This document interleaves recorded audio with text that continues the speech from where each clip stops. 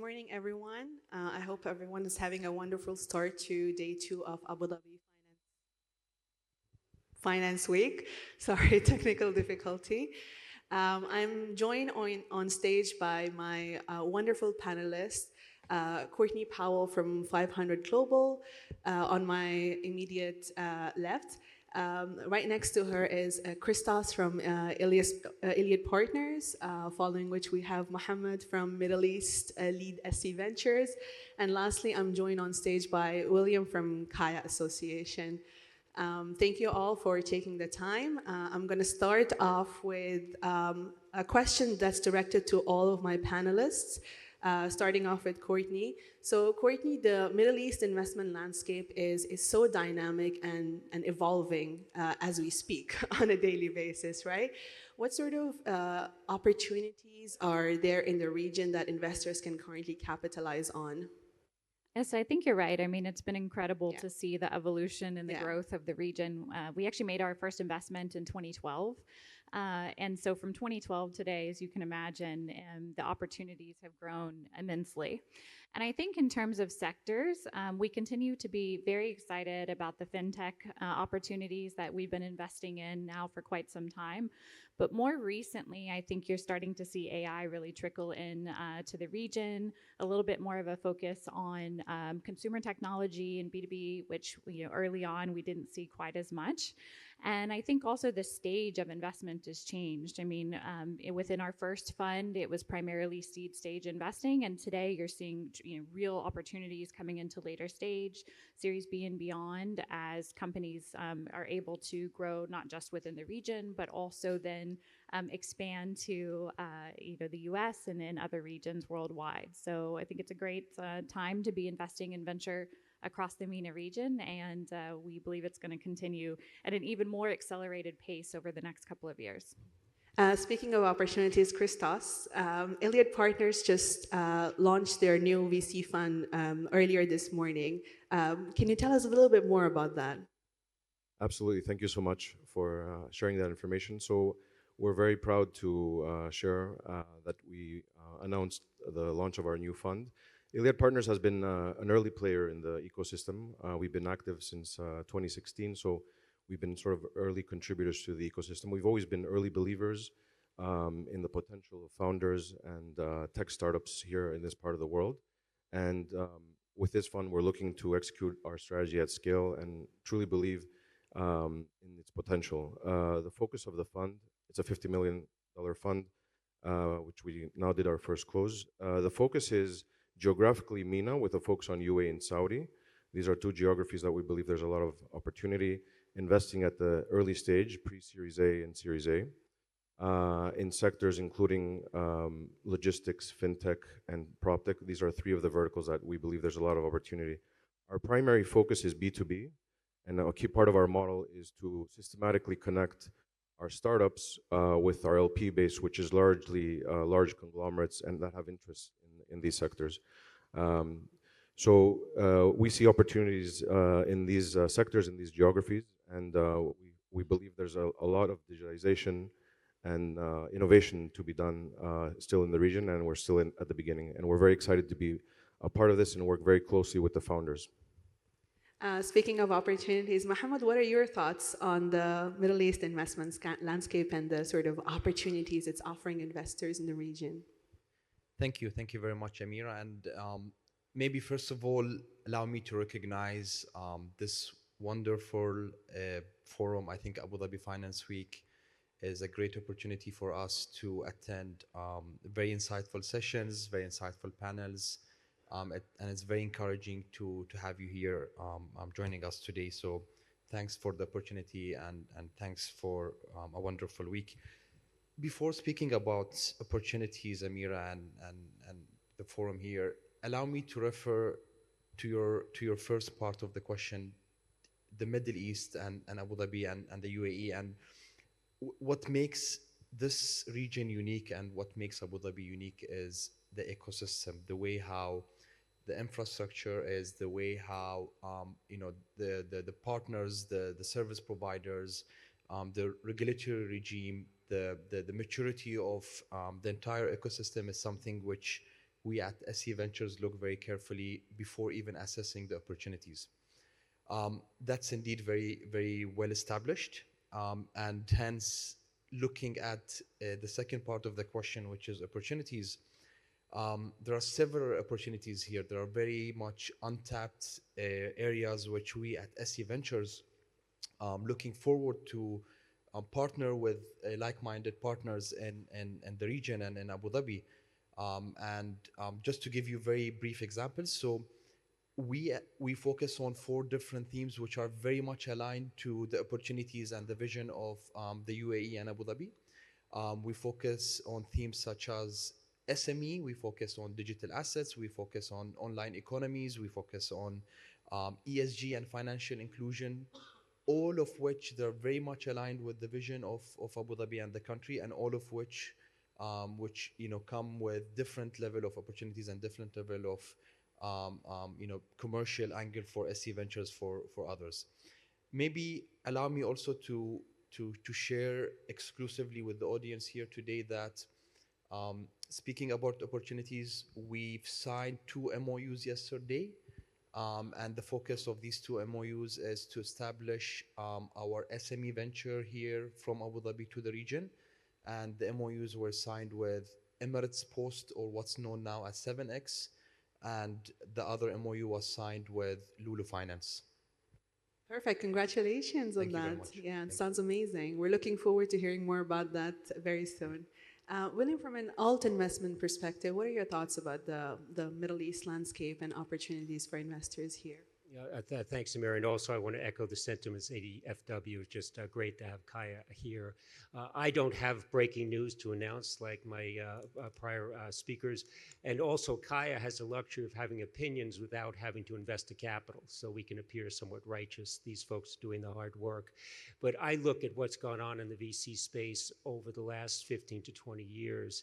And the number of VC firms is up 3.5 times. The number of invested capital is up 10 times over. So it's less about thinking about allocating to VC, and really the entrepreneur is clearly very, very important. And I think there's a session later today on entrepreneurs as an asset class, which I think is going to be an awesome panel, an awesome discussion. We spent some time with Hub 71, and to think about an ecosystem like that, so very important, where you can get the very best ideas and figure out an investment thesis behind it.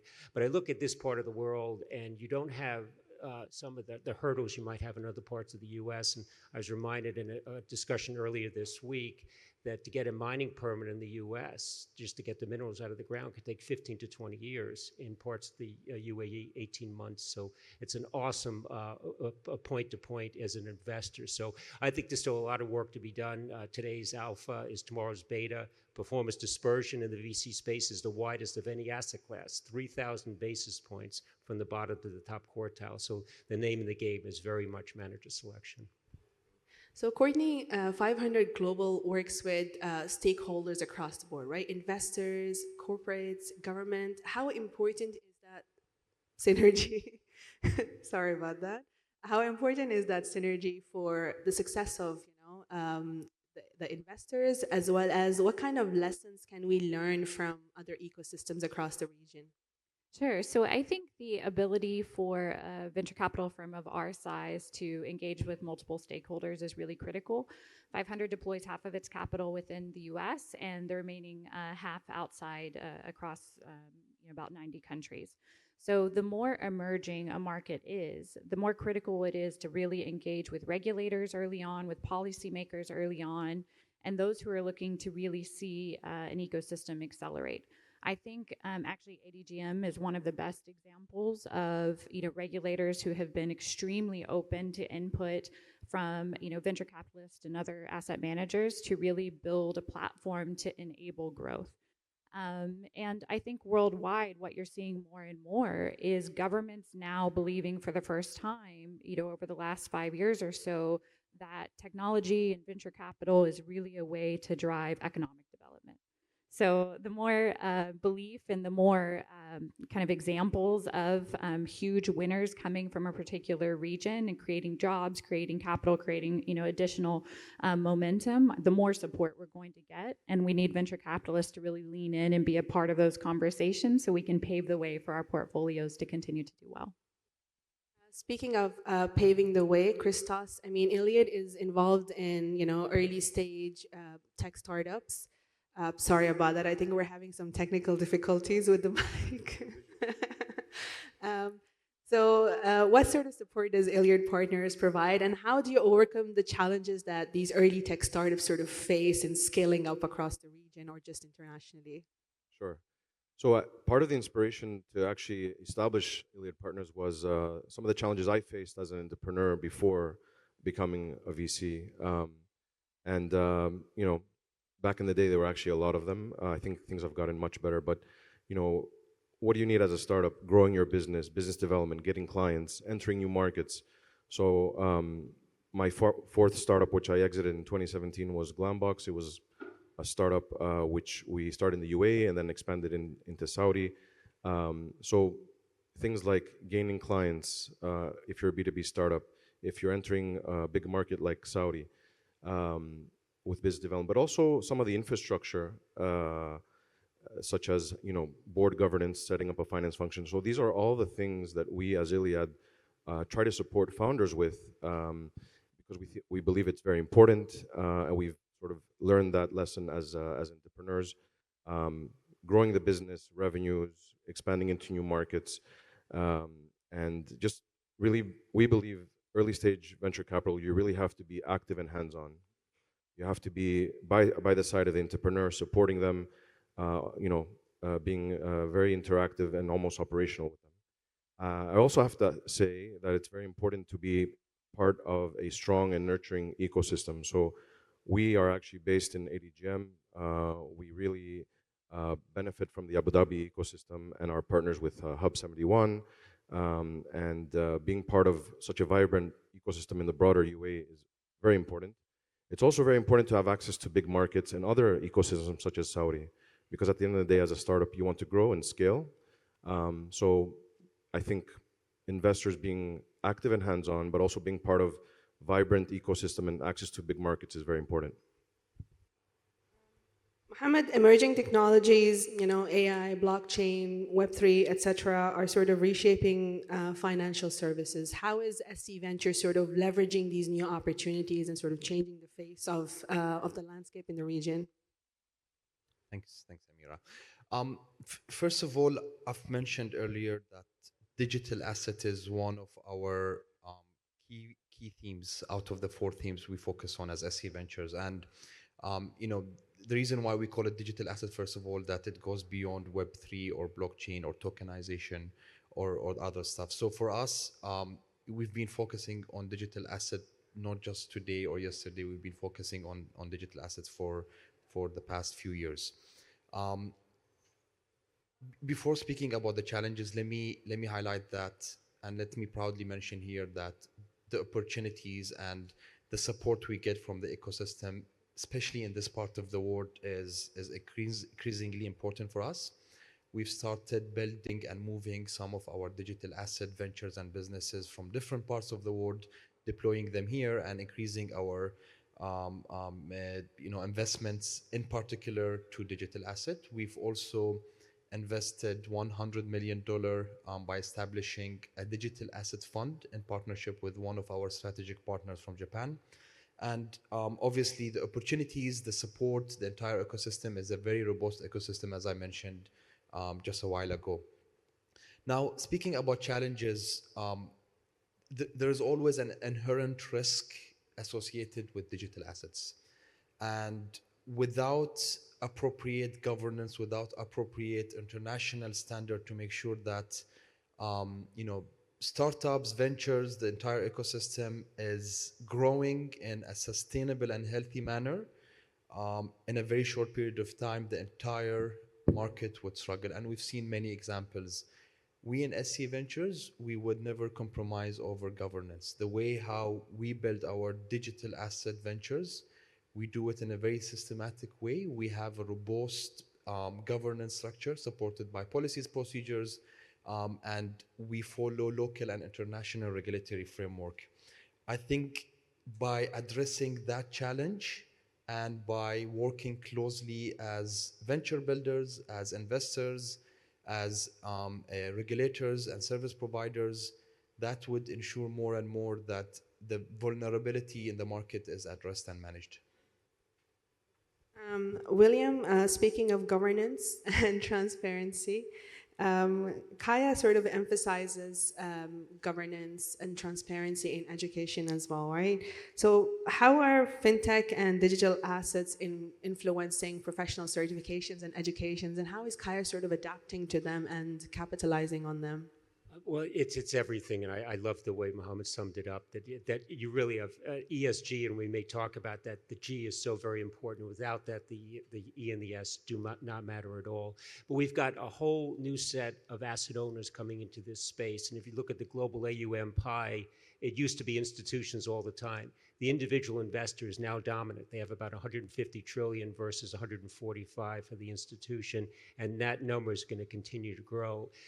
The single family office may look and behave like an institutional asset owner, but the mass affluent do not. So as we're thinking about greater access to alternatives, including venture capital, a lot of these fintech-based tools are going to be a very, very important part of it. The thought of using blockchain, and there are some firms in the US like Hamilton Lane, they came out with a very standard offering for a secondary fund, Cayman-based fund, and the feeder funds hanging off of it. If you want to get into the Cayman-based fund, $5 million minimum investment. They have one run pari passu on the blockchain by Securitize, $20,000 to get into that one. And it's really geared toward the wealth management client. So I think these fintech-based tools are going to be a very important part of the ecosystem. But if it's a faster way of taking advantage of the client or a faster way of losing money, that's not a very good outcome. So I think the power of these tools is awesome, but the governance part is critically, critically important. Perfect segue into my next question, which is around ESG. I mean, with COP28 happening in the UAE last year, the increasing importance of sort of sustainable finance and the growing conversation around that, and with throwing AI into the mix now, and how fast AI is evolving, how do you sort of balance sustainable growth as well as long-term returns? Starting off with you, Courtney. Well, I think, you mentioned COP, which obviously just happened recently. And at 500, we made about 100 investments in climate worldwide today. And it's something that we're looking to do even more of in a more dedicated strategy in the future. One thing that really stands out to us is a lot of the conversation around sustainability and climate has been very specific to North America and kind of the global north markets. We'd really like to see the conversation change to talk about some of the needs that are going to be specific to the more developing world, where the impact of climate is looking to be much more outsized than across the global north. So I think there's still a lot of room for this conversation. We are starting to see and actually invest in more sustainability and climate-oriented technologies here in the Middle East, and we expect that portion of our portfolio to grow even more over the coming years. Perfect. Christos, what are your thoughts around that? Does ESG and AI have any impact on sort of how Iliad invests, or kind of are you evolving your strategy to take that into consideration? Yes, it's definitely integrated in our part of our strategy. I think the region has the opportunity to potentially leapfrog in these areas, into the future. I think when it comes to early stage, most of the times you're kind of focused on more fundamental things of, actually being sustainable as a company, and being able to survive and grow. So I think at the early stage, you really have to sort of focus on, as a startup, on the basics of building sustainable companies in terms of viability, financial viability, and being able to survive and grow in the future. And that's something we really work with closely with founders to build companies that will grow sustainably from that perspective. And of course, we're watching AI very closely. We think this is an emerging technology that is here to stay, and definitely will be integrated across the board in terms of the sectors we look at. I think a lot of progress has been made in the region in terms of these areas. Of course, still a lot to be done, and of course, we integrate it into our strategy as well. Mohammed, I mean, SC Ventures, digital assets, is ESG a consideration for you guys in any capacity? Yes, indeed. So ESG and financial inclusion is one of our four themes, and we equally have responsibility to our communities, to our clients, and for us, while return on investment is essential, however, it's always about doing the right thing, and it's always about making sure that these investments longer term would make sense. Maybe to give you some examples, and the current focus, and we have many ventures focusing on the sustainability angle, but I would love to bring up some of the financial inclusion, businesses and investments which we've been done here very briefly. And we're very proud to do that because one of the very few in the market focusing on financial inclusion. So MyZoe is one of our ventures. It's a UAE homegrown venture licensed by the central bank. And the primary objective is to support the blue collar workers, to provide them with accessible remittances services, saving scheme, and even beyond that. So that's one of our fast-growing ventures. From started, the holdco is based here in ADGM, and because of the remittances angle, it should be onshore. The other very brief example to share is making sure that we focus from the UAE on the region and the wider region. So Furaha is our purpose-driven lending facility service provider based in the UAE, focusing currently on some certain markets in Africa. And the purpose of Furaha is to provide students in Africa who cannot really afford the school fee, provide them with loans and pay them directly to the school to make sure that it covers the educational part. These are two quick examples, and we have many other examples and many other future plans for ESG, and we see this region as more and more, a regional central hub for ESG and for financial inclusion. Perfect. From your perspective, William, how important is education on ESG from an alt investment perspective? On the one hand, very important, but I think ESG has a naming convention problem. Inside of ESG, there's hundreds and hundreds of risk factors. And for any LP or investor in the room to say you have to have concessionary returns, that's not acceptable as a fiduciary. The double bottom line has to be alive and well.